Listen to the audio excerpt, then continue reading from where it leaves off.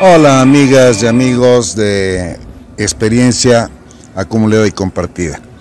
Quiero presentarles al doctor, a David. Y para mí es realmente un placer, es gratificante, y después de haber hojeado su libro, encontrarme con una persona con una similitud o una frecuencia de pensamiento pues parecida a la mía o yo a la tuya, doctor. ¿Te quieres presentar ante mi auditorio, por favor, nuevamente? Sí, por supuesto, es un gusto. Mi nombre es Alberto David Hernández García, vengo de la ciudad de Oaxaca, aquí a aportar un poquito a las problemáticas existentes tanto en la política como en lo social. Pienso que te ves muy moderado de decir ayudar poquito.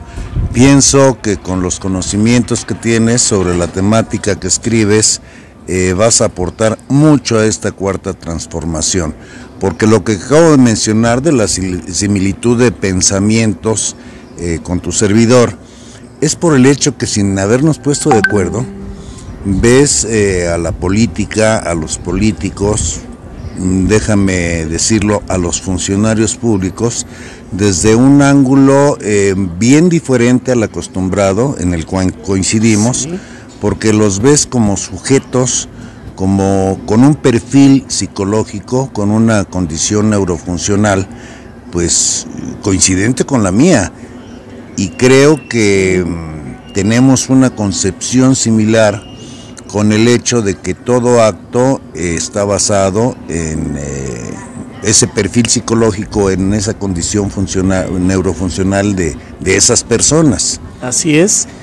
En una entrevista anterior mencionaba precisamente de ese perfil psicológico, de que necesitamos llevar a cabo o por lo menos producir un perfil del cual sustenta las necesidades del ciudadano, es decir, elegir a los más aptos, así como lo hacen las empresas grandes.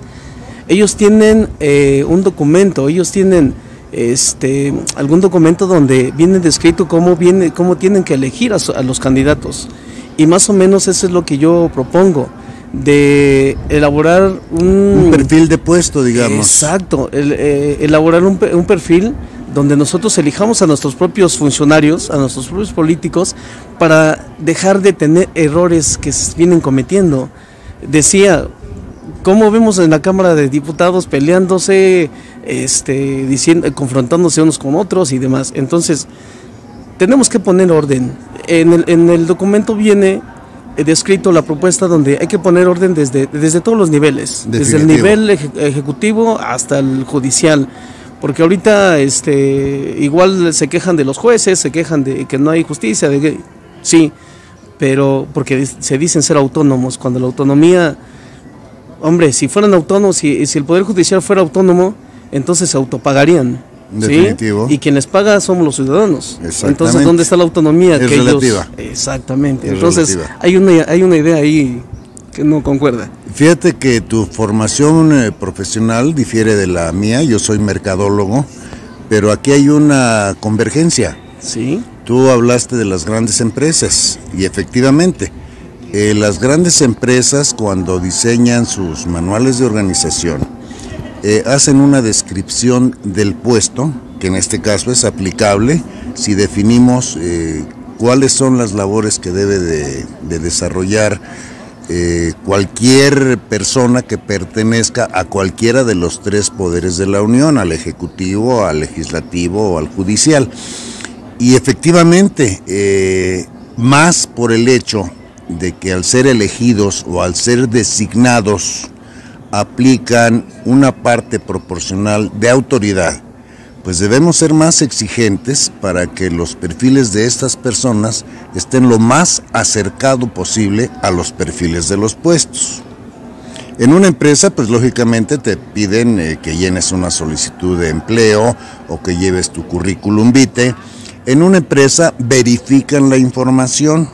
Así es. Y seleccionan la persona que más convenga a sus intereses. ¿Que no es posible o no tenemos el derecho como ciudadanos de este país a aplicar técnicas similares? Claro que la tenemos, porque inclusive lo describe el artículo 39 de la Constitución Política. El poder emana del pueblo y por lo tanto nosotros somos los responsables de elegir tenemos ese derecho de elegir a nuestros propios funcionarios. En otras palabras, nosotros somos los mandantes. Exactamente. Y ellos son los mandatarios. Así es, ellos son nuestros empleados, dilo. Ok, empleados. Empleados, aunque se adornen con títulos tan rimbombantes, ¿sí?, que merecen definitivamente su reconocimiento cuando se lo ganan. Así es. El decir primer mandatario, el decir señor presidente, son títulos que no se les deben otorgar por el simple hecho de haber sido designados o haber sido electos sin conocimiento de causa. Ahora, en la cuarta transformación, pienso seriamente que esto debe de llevarse al pie de la letra. No sé, será por mi característica Asperger. Efectivamente, como comentábamos hace un momento, doctor, creo que llegó el momento no solo de corregir errores pasados, sino de prevenirlos. Esto de lo que estamos hablando sería un instrumento para reducir o eliminar la posibilidad de tener nuevamente a otro sociópata, a otro Carlos Salinas de Gortari, que reconociendo su alto nivel de inteligencia, pues desafortunadamente la enfocó pensando en un nacionalismo como si fuera norteamericano. Y prueba de ello, pues la hemos visto en la entrega de tantos recursos que ha hecho a empresas transnacionales. Sí, de hecho, ya ve que comentábamos en una plática fuera del aire, decíamos que todos traemos una educación, todos traemos un origen, sí, y dependiendo de la educación que traigamos desde inicios de la infancia, de esa manera se va a proyectar en la etapa adulta.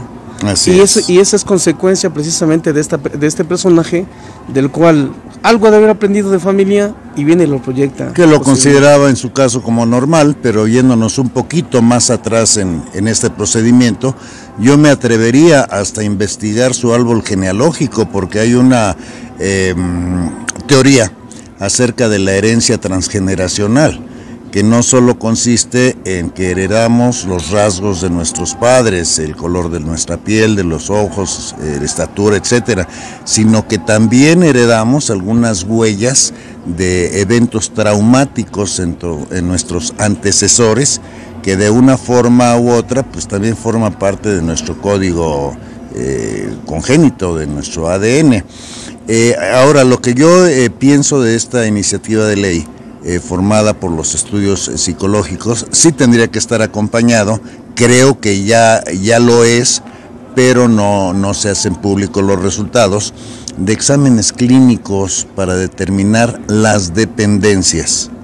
¿Qué opinas al respecto, doctor? Sí, de hecho hay muchísimas anomalías tomando la conducta humana como tal, hay muchas anomalías, y esas anomalías se han visto efectuadas ya en nuestros tiempos, bueno, desde muchísimos años, ¿no?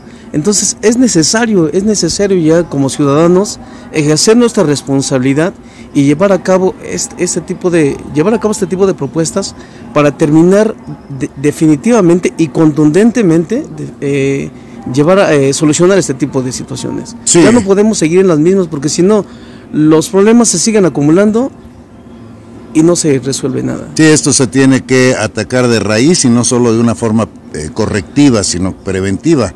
¿Cuál es una de las situaciones? Y esto lo quería yo comentar, porque precisamente yo vengo del estado de Oaxaca y precisamente el miércoles aprueban la legalización del aborto en Oaxaca.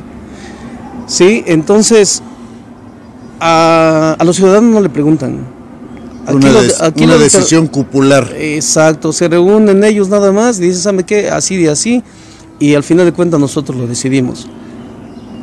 Y inmediatamente vienen las quejas de los ciudadanos. Definitivo. Entonces, los ciudadanos, ¿cuándo son tomados en cuenta? Nunca.